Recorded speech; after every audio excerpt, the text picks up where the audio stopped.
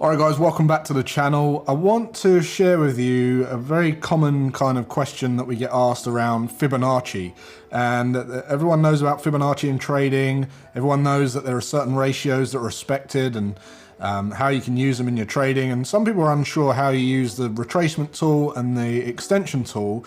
So we got into a discussion in today's live room, and I thought it'd be valuable to share with you guys exactly what we went over, because I gave an example of how you might use that tool if you're looking for a trend, if you're looking for a reversal, and how to use it and combine it with other discretionary filters as a trader to give you real high probability setups. And I also talk about how every order should, the same amount of effort and analysis should go into every order, and I'll explain why. So stay to the end, and I'm going to be showing you exactly how you can pinpoint the highest probability setups using Fibonacci. So let's get stuck in.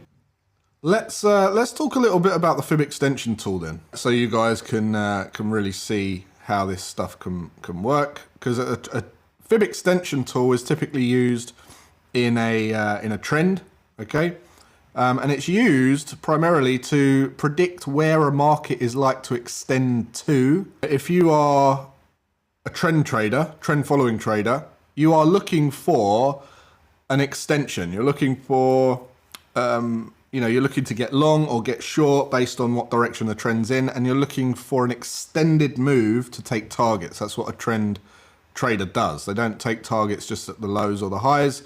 They take targets at an extension of the move. Where you might use the trend extension, the Fib Extension Tool, is, let's just say that we are looking for a trending market, right? So first of all, we've got to identify that we're in a trend. X, A, B, C, D. Okay, we're in a trend. We're in a trend, right? Now we've broken close below the low.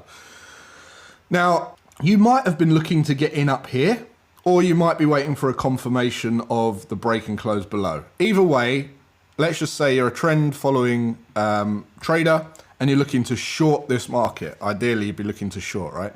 The question is, where is this market likely to go to next? Now, one of the powerful tools in all trading is Fibonacci retracements and Fibonacci extensions. Fibonacci numbers and ratios are well respected in the markets, as we all know. Why are they? We don't care. We don't concern ourselves. We just know they are. And one of the things you can use a Fib Extension Tool for, first of all, a retracement. The Fib retracement tool is used for where market's likely to retrace to. And remember, we always say that 618 is the golden number, golden mean.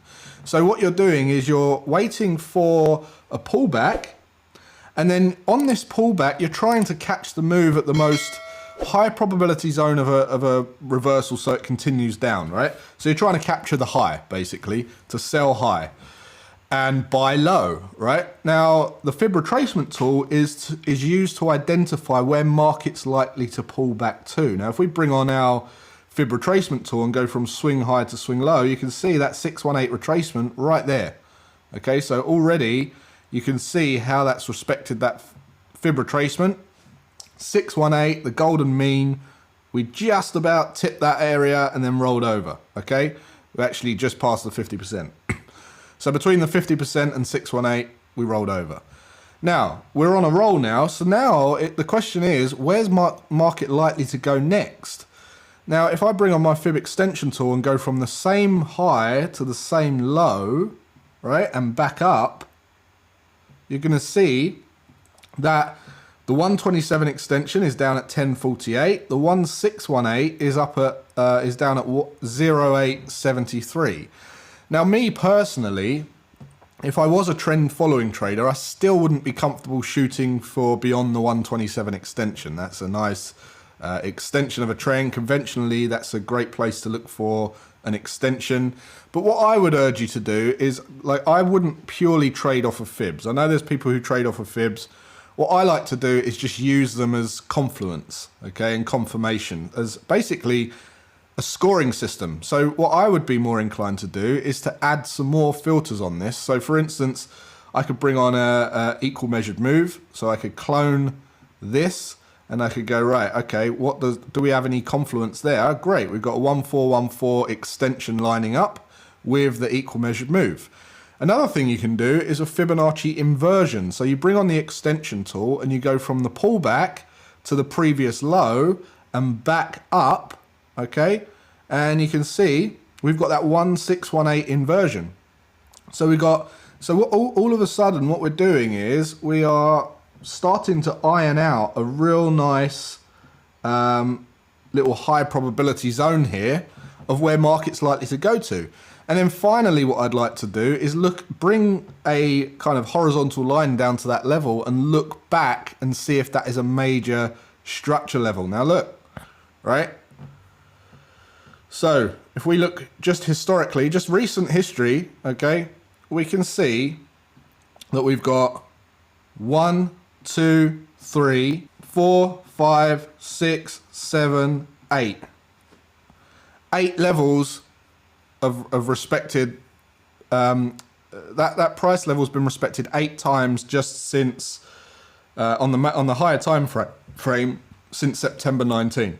So now using filters and using confluence can really give you a powerful edge, because now it's like, well, all these stars are aligning here. If I was short and I was looking to take my profits off, where would be a high probability to take my profits off without, you know, missing out or being in a painful setup that goes sideways for days and days?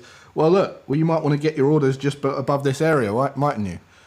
Instead of having an order down here at the 1618, look at this. Look at where all this cluster of confluence is. Might be an idea to get your orders just above that zone, mightn't it?